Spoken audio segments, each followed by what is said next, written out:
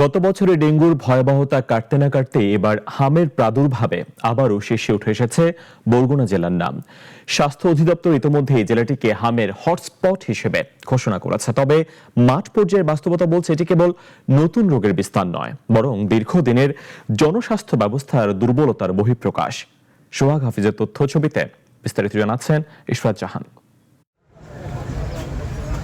উপকূলীয় জেলা বরগুনায় 12 লাখ মানুষের বসবাস। হাম প্রকোপের পর থেকেই জেলাটি হটস্পট হিসেবে বিবেচিত হচ্ছে। 250 শয্যার বরগুনা জেনারেল হাসপাতালে, যেখানে আগে থেকেই চিকিৎসক, ওষুধ আর জনবল সংকটের নাজেহাল অবস্থা, হামের প্রাদুর্ভাব যেন সেই পরিস্থিতি আরও জটিল করে তুলেছে। প্রতিদিন 8 থেকে 10 জন শিশু হামের উপসর্গ নিয়ে ভর্তি হচ্ছে হাসপাতালে। শিশুদের কষ্ট আর স্বজনদের উৎকণ্ঠা সব মিলিয়ে যেন এক নীরব আতঙ্ক ছড়িয়ে পড়েছে চারিদিকে। টেস্টে ধরা পড়ছে নিউমোনিয়া ধরার পর এই জায়গায় আবার রেখে দিয়েছে। মানে তখন জ্বর ছিল প্রায় 101-2 এরকমের জ্বর ছিল, সাথে হালকা কাশি, একটু ঠান্ডা। এখন পর্যন্ত ডাক্তার আসে নাই, রোগীর বুকে ঘা হয়ে গেছে। এখন পর্যন্ত হাম সন্দেহে 3 শিশুর মৃত্যুর তথ্য জানিয়েছে স্বাস্থ্য বিভাগ। তবে স্থানীয় পর্যায়ে খোঁজ নিয়ে জানা গেছে অনেকেই পরীক্ষা না করিয়ে ঘরেই চিকিৎসা নিচ্ছেন। বিশেষ করে গ্রামাঞ্চলে জ্বর ও ফুসকুড়িকে সাধারণ রোগ মনে করে অবহেলা করা হচ্ছে। ফলে প্রকৃত আক্রান্তের সংখ্যা সরকারি হিসাবের চেয়ে বেশি হওয়ারই আশঙ্কা রয়েছে।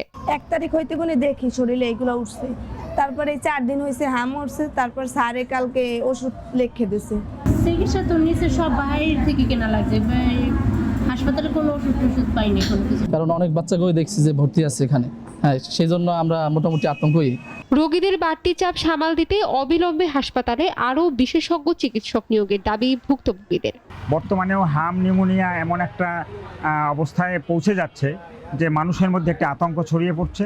পর্যাপ্ত ব্যবস্থা নেওয়া হোক, সেক্ষেত্রে ঔষধ, চিকিৎসক বা লোকবল যাই দরকার হোক না কেন, যে কোনো প্রকার পরিস্থিতি সামাল দিতে এই যে শুরু থেকেই ব্যবস্থা নেওয়া উচিত। দ্রুততম সময়ের মধ্যে হাম সংক্রমণ প্রতিরোধে ইতিমধ্যেই টিকাদান কর্মসূচি শুরু হয়েছে। পরিস্থিতি মোকাবেলায় হাসপাতাল কর্তৃপক্ষ সর্বোচ্চ চেষ্টা চালিয়ে যাচ্ছে বলে জানিয়েছেন এই মেডিকেল অফিসার। দ্রুততম সময়ের মধ্যে সংক্রমণ প্রতিরোধে যে এটা যেন যতদূর ছড়িয়েছে এটা এর মধ্যেই সীমাবদ্ধ থেকে আমরা যেন এই পরিস্থিতিটাকে দ্রুততম সময়ে মোকাবেলা করতে পারি, সেজন্য সর্বোচ্চভাবে আবার সবাই সচেষ্ট আছে। কর্তৃপক্ষের যথাযথ পদক্ষেপ ও মানুষের সচেতনতায় দ্রুতই নিয়ন্ত্রণে আসবে হামের প্রাদুর্ভাব, এমনটাই প্রত্যাশা বরগুনাবাসীর। ইশরাত জাহান, নাগরিক।